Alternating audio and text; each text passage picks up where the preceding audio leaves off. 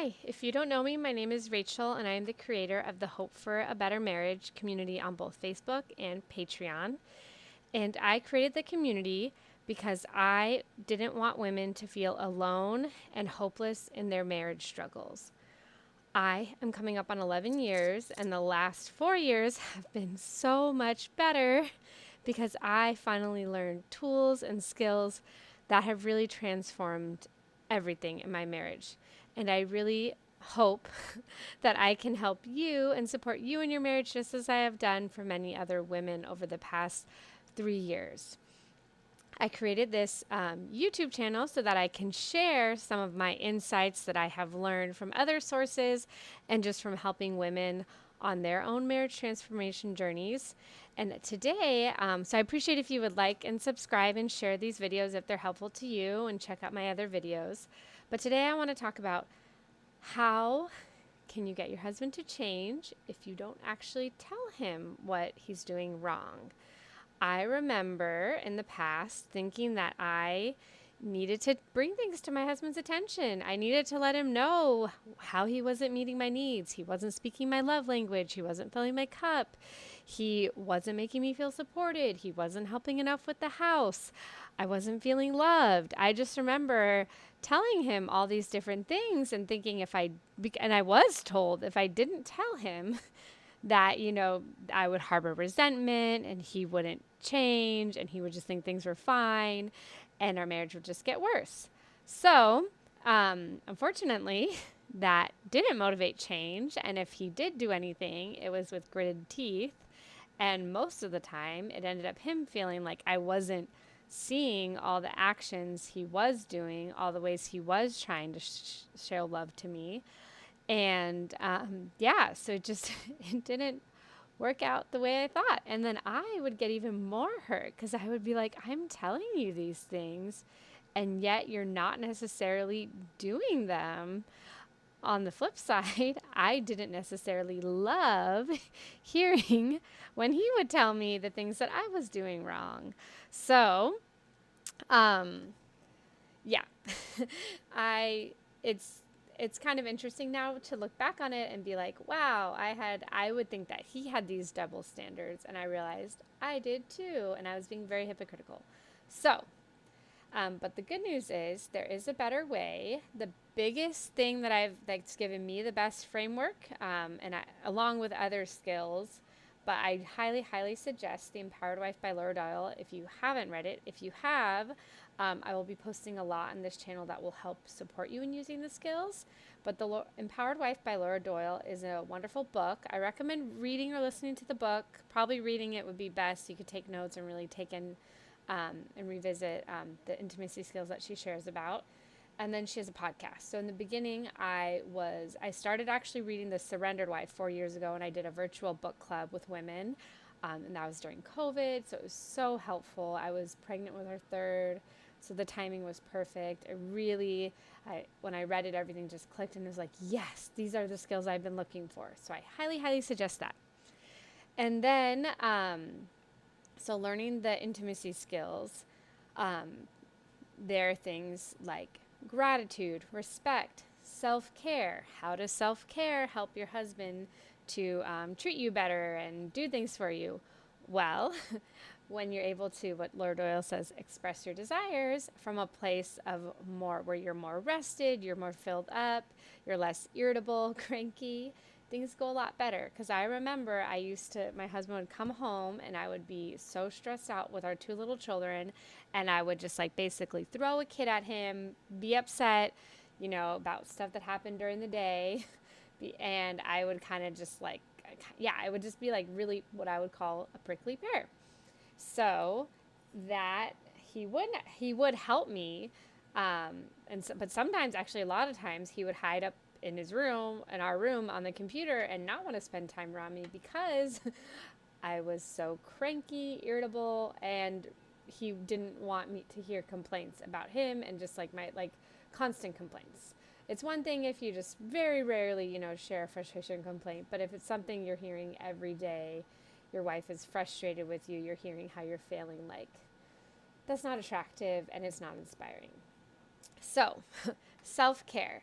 Also, helps because you are responsible for your own happiness. So often we make the mistake of waiting for our husbands to make us happy and thinking, I will be happy when. If only he did this, I will be happy. And the answer is, if that's your approach to life, you're never going to truly be happy.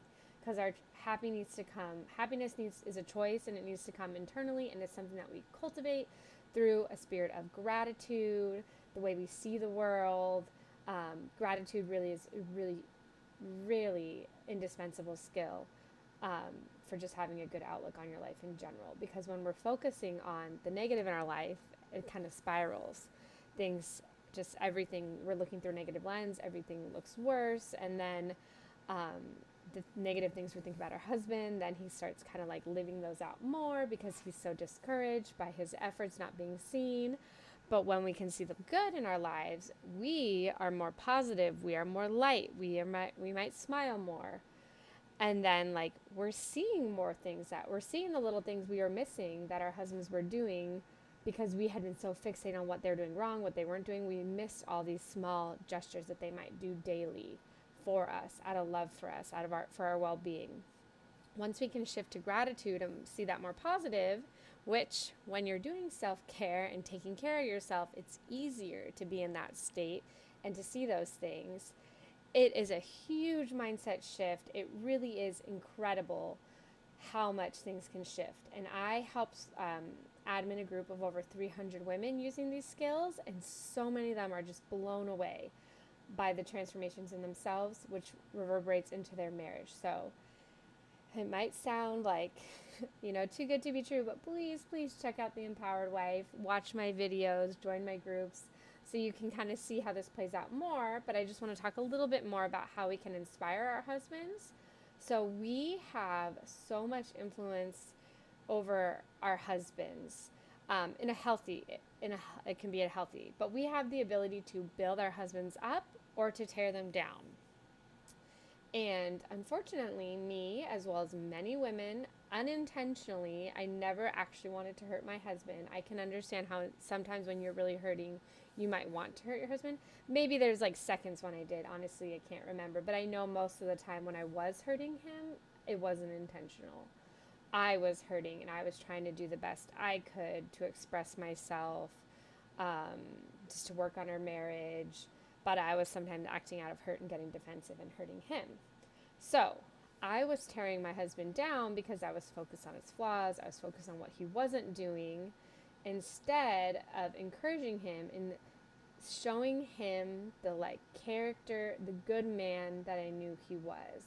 I felt duped, honestly. I was like, this isn't the man I married. And honestly, our conflicts were very normal and nothing terrible. But I was just in such a negative mindset, partially from two kids back to back, sleep deprivation, hormones, all that stuff contributed. But I was able to change out of that with the same circumstances. So I was unintentionally bringing my husband down, and he just felt so defeated because he was trying to love me, trying to support me, trying to make me happy, and I just kept pointing out how he was failing. Ouch. And honestly, it's still hard, but we've healed so much, and he doesn't hold it against me. But yeah, you have the ability to build your husband up or to tear him down. So I really want to encourage you to look for ways, and I'm going to be teaching you how to do that, as well as reading The Empowered Wife, you're going to learn more. But please, sometimes you think oh, if I do that, I'm just going to stroke his ego. Most men might present with confidence and stuff, but it's usually a facade, and it could be a protection and stuff. Your husband doesn't need to be torn down, put in his place. He doesn't need you to give him a reality check. Your husband needs to know that you are his biggest supporter, his cheerleader, and even if he's not showing up at his best self, he needs to know that you see the man inside him, and you know that that's not the man he wants to be, and you believe in his goodness. I've heard so many men talk about how knowing their wife believes in them and their goodness encourages them to be better.